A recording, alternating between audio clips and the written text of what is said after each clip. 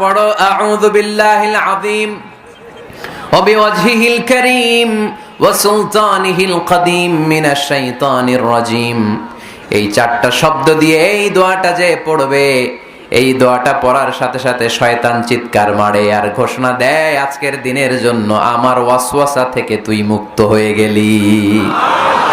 আফসোস করে শয়তান বলে, তোরে তো আর কিছু করা গেল না, তোর উপরে আর কোনো খবরদারি নাই, আজকে সারা দিনের জন্য তোর রবের কাছ থেকে তুই প্রোটেকশন পেয়ে গেলি। আজকে শেষ, কালকে ধরবো তরে, কালকে ধরবো, আজকে শেষ।